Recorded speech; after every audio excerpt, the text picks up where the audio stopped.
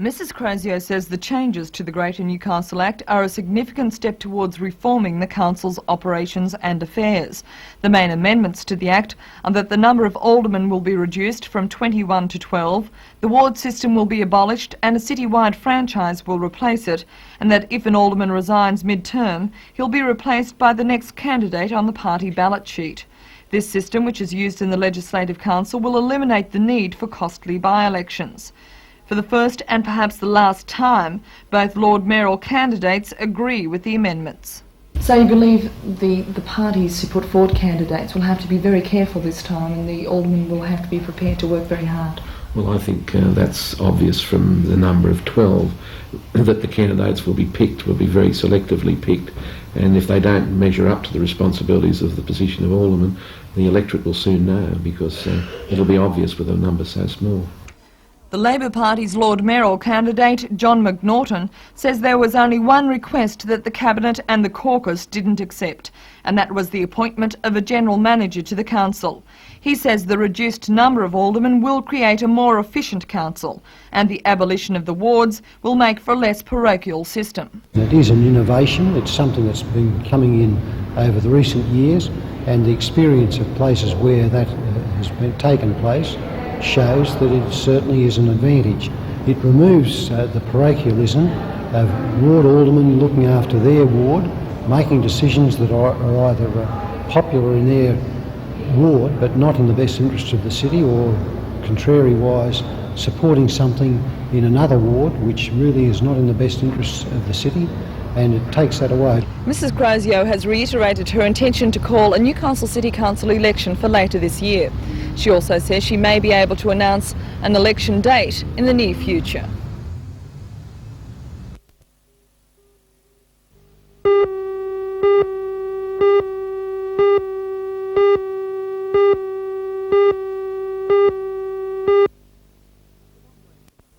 It's a long way from the Hunter Estate at Port to the Hunter River at Whittingham, but the need to have a ready supply of high quality, low saline water for the vineyards, winery and Broken Back Motor Lodge made a connection between the two inevitable. The scheme actually started 10 years ago when Hunter Estate was Hermitage Estate.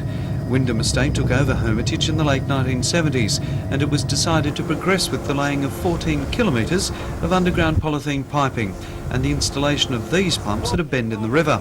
As the water has to be drawn up a 40-metre cliff face, 2 pumps are needed, with the second, a centrifugal, halfway, just above the 1950 flood mark. 45,000 litres of water can be pumped an hour directly into a 220 million litre holding dam on Hunter Estate. The availability of water has ensured our production and the quality of fruit that results. We're not looking for quantity, we're looking for quality, so that during the Christmas period, when we can get very hot, dry conditions, the fruit can dehydrate at that time. But with irrigation, we can just top up the water level in the soil so that the vine's transpiration will take place, on a continuing basis. Wyndham Estate manager Ken Bray says $400,000 was sunk into the scheme, and rather than risk losing the main pump during a flood, this electric winch has been installed to pull it out of reach of the Hunter next time it rises.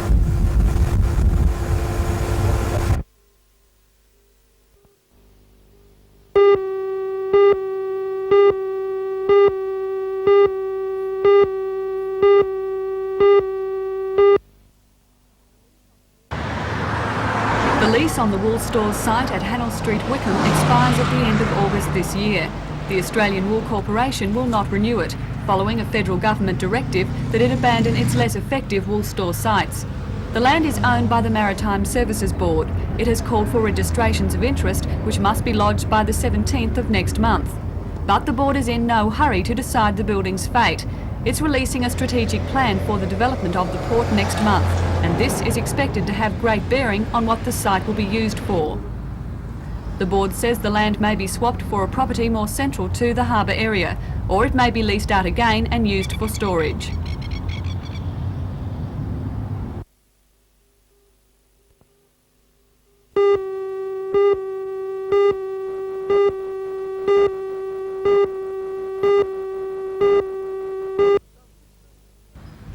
There was some concern yesterday that the match may be in jeopardy because of a sponsorship wrangle. However, any doubt that it would go ahead was quickly diffused, and organisers are expecting a huge crowd for the game. Last night, the final touches were given to the massive lighting setup. It's supplied by mobile lighting and consists of 132 lights, each putting out 1.5 million candle power. The cost for the night is $20,000, and it was clear last night that it's going to turn the ground into an oasis of daylight for the game. The quarter-final kicks off at 7:30 tonight.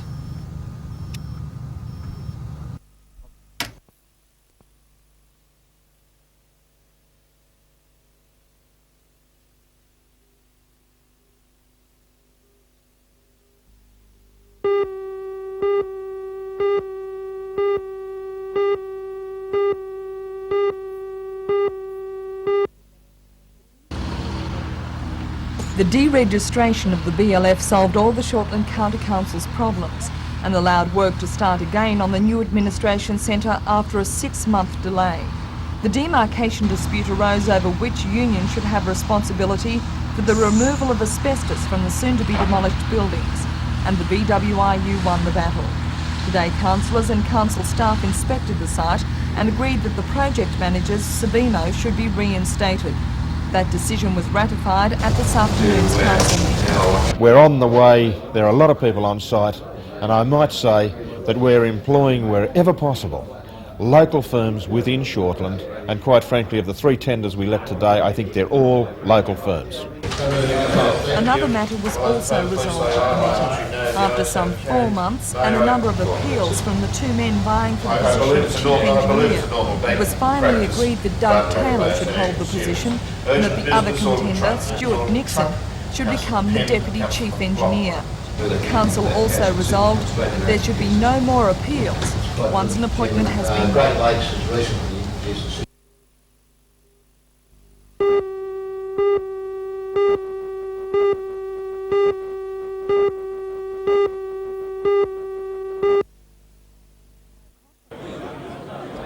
The conference focused on the problems involved with preventing bike-related road accidents and concluded that they could be reduced with a concerted effort in 4 main areas: bike education, enforcement of existing laws, encouraging bike riders to use safety equipment such as helmets, and the construction of more cycleways.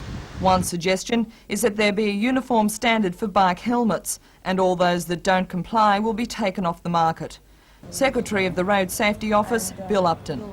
In terms of bicycle equipment, a call has been made to develop an Australian standard for better bicycle lighting. There's been a call for more active encouragement of helmet wearing, particularly amongst the children, and a call to educationalists, parents, teachers and bicycle user groups to assist in overcoming the peer group problem with perhaps some of the younger teenagers in wearing helmets and other aspects of bicycle user behaviour.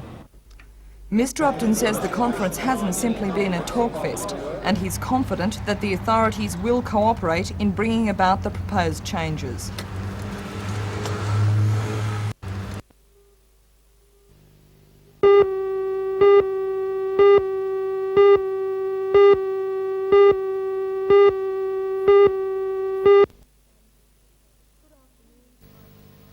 Good afternoon, I'm Janelle Provost. Prime Minister Bob Hawke is refusing to comment on new allegations against Justice Lionel Murphy or about the judge's impending return to the High Court. Mr Hawke says he was aware of Attorney General Lionel Bowen's visit to Mr Murphy, but he says the visit was not made on his behalf. 20 people were killed and 24 others were injured when a bomb exploded on a Sri Lankan jet in the country's major airport in Colombo. The 3 Australians on board were uninjured and have decided to continue their journey. The blast destroyed the rear 10 rows of seats, split the aircraft in 2 and smashed windows in terminal buildings. The Sri Lankan government believes that Tamil separatists are responsible for the attack. An unmanned US Delta rocket carrying an advanced weather satellite blew up just 2 minutes after takeoff from Cape Canaveral today. This is the first launching at Cape Canaveral since the Challenger disaster in January. In West Germany, a Soviet official has announced that between 20 and 25 people are critically ill as a result of the Chernobyl nuclear accident, and up to 40 people may have received serious doses of radiation. Meanwhile, in Britain, minute traces of radioactivity have been detected in milk. Health authorities have been monitoring the milk since last week's Chernobyl disaster and say that the amounts of radiation are well within safety limits and pose no health hazards. And in Tokyo, the Soviet nuclear plant accident looks set to be the major topic of discussion at the seven-nation Western Economic Summit. President Reagan, who is attending the conference, which begins today, has rebuked the Soviets for stubbornly refusing to warn the world of the danger of the meltdown. And now to the weather. A cool, mostly sunny day, winds are from the southeast at 5 to 15 knots and sees a slight on a low swell. All the details tonight on NBN News at 6.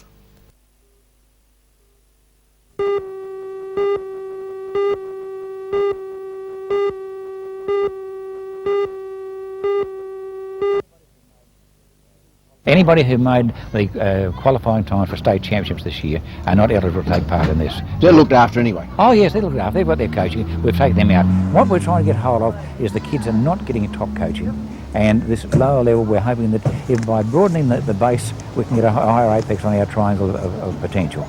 Sure. And the second and probably the most important part is we're trying to develop our coaches. And we've brought in there today 21 coaches from the district. Only one or two of them are professional coaches. The others have come along. We've got 2 squads going there. The first lot were about 99. I think we've got at least the same number in the second squad. And while they were being coached, the second half of the coaches were being lectured to by Eric Arnold, who gives his time to lecture to them and show top films on top qualifying coaching. Now it's being reversed. He'll lecture to the second lot while the first lot take over the coaching. Ron, if there's a more competitive sport in the world than swimming, I don't know what it is. You've got to be really good to get to the top. Well, this is right. Donna Proctor's a really top kid, and she just missed out as far as the Commonwealth Games are concerned.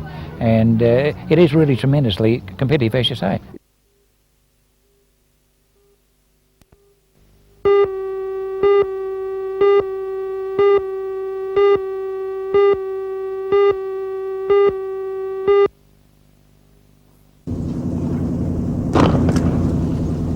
Today's race was the first of a series of 6 races, one a week, with total prize money of $1,000 and mystery prizes as well.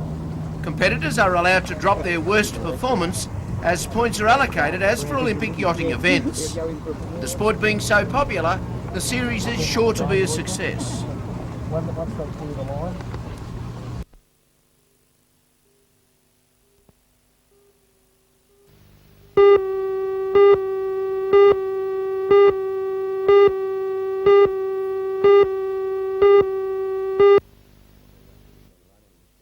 We've actually been running an education program here for rheumatoid arthritis for 4 or 5 years, and recently we measured to see what difference it makes to the impact of the disease, and there's a significant improvement in people who learn to look after themselves. They do much better than those who are uneducated, so to put it. The program launched in Sydney today involves a series of group sessions to promote self-management and responsibility among sufferers. It covers matters such as pain management, exercise and nutrition. Dr. Major applauded. I think it's most important that people come to understand about arthritis, especially those who have it, and learn the best ways of trying to cope with the problem. 5-year-old Danae Rowe from Rutherford suffers from juvenile chronic arthritis. Arthritis is, most people think, a disease of the elderly, but Danae was diagnosed at just over 2 years old. For the past 3 years, she's been on painkillers, arthritis medication and physiotherapy. Her parents, Brad and Sophie Rowe, are at the moment breathing a sigh of relief as the medication seems to be working, but they admit things have been difficult. It's very difficult to start with. It's a little bit easier now. We sort of know what's happening, but right at the beginning it was hard to accept because we didn't know anything about it. I don't know where it come from or sort of where it's going to go in the future, so we're just got to wait and see what happens. With over 100 different types of arthritis, ranging from osteoarthritis, which everyone over the age of 70 has some form of, to the crippling rheumatoid arthritis, it's estimated that it accounts for a loss in productivity of around $300 million a year.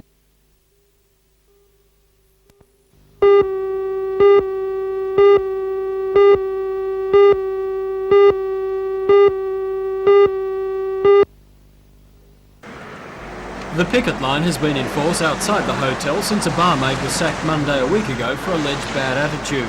Several of her workmates went out on strike in sympathy and they too were fired.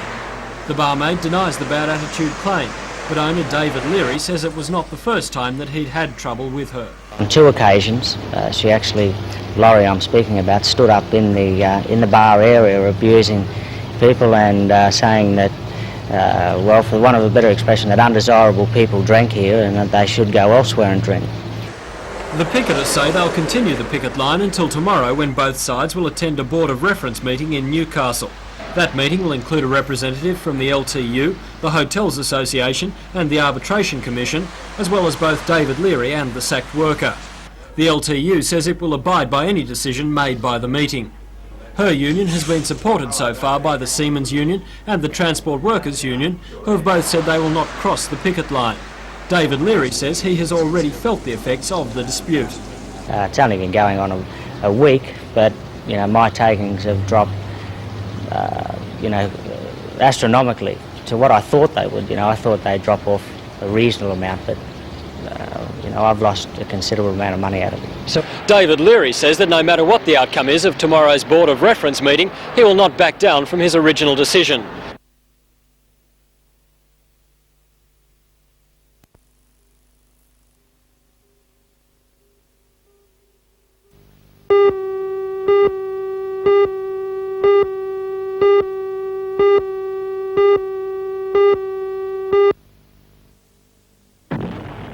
The increasing incidence of terrorism overseas has prompted the National Safety Council to launch its campaign. The council says 200 bombings occur in Australia each year. According to its New South Wales director, Cliff Rees, industrial terrorism, such as kidnapping, product contamination, sabotage and extortion, is also a major problem. There is a problem, and if people don't accept it, given the world scene with this enormous increase in terrorism the last year really, that we're going to somehow duck, then they really are quite naive. How big a problem could this become in, say, Newcastle? A lot of the people in the corporate sector believe it could well be a problem. They feel there's a lot of multinational companies here, and it's of course an industrial city, so it could well happen. What can the National Safety Council offer the big corporations? Well, there's two things, I suppose. Education is the big thing. People don't know much about these areas. Kidnapping is a new phenomenon in Australia. Probably even product contamination is unknown as a real problem. And we're finding that people are saying to us, well, what is involved? What do we need to do? What security do we need? And these are the sort of educational facilities that we can provide, I think, at the National Safety Council.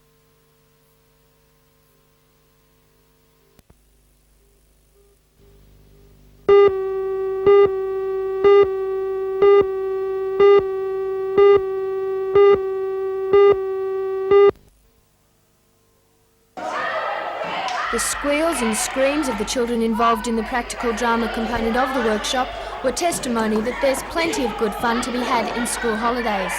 The children who enrolled in the first Newcastle Youth Theatre Workshop have spent this week learning the skills of stage lighting, stage management, mime and drama. Practical drama, it seems, consists of improvisation, movement and breathing exercises and games in which the player must achieve an objective. However, obstacles are placed in their way. This jewel thief, for instance, must find and steal the treasure before being caught and slashed to death by the palace guard, armed with a mighty sword. Help and a hug were readily at hand from drama tutor Laurie Cruikshank.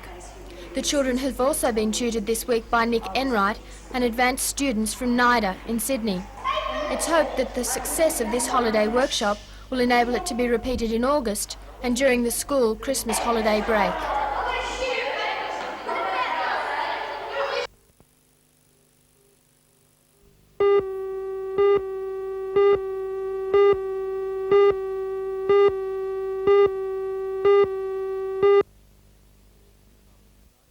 Newcastle United scored their first win of the NSL season with a convincing 2-0 victory over Canberra City at the Bruce Stadium last weekend. After a gruelling start to the season, which has seen Newcastle match several of the top teams in the competition, it was a just reward for their hard work and conviction up till now. This weekend they meet Wollongong City at Adamstown Oval on Saturday afternoon. Like Newcastle, Wollongong was one of the teams that started the season earmarked for relegation when the competition changes at the end of the year. They have, like Newcastle, also shown their critics wrong to date. They are fourth in the competition, 1 point behind leaders Marconi. So this weekend should provide a tough game of soccer, with these two teams of battlers very much aware that for them, every game counts this season.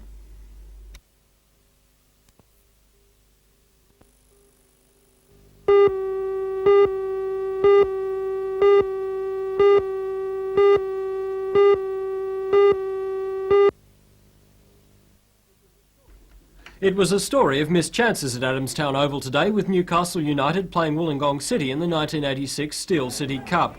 Play in the first half was dominated by the local boys, but Wollongong managed to go to the break 1-up after Uruguayan import Sol Rivero found the back of the net from a penalty midway through the half. Newcastle had their chances too and came ever so close to putting points on the board several times. Wollongong goalkeeper Warwick Young made sure of the result 10 minutes into the second half when he fielded a penalty from Ralph Mayer. Goalkeeper Clint Gosling shone for Newcastle late in the game, pulling off many fine saves. United now face a tough run of 5 weeks away before they play their next home game. Next week they meet competition leaders Marconi in Sydney.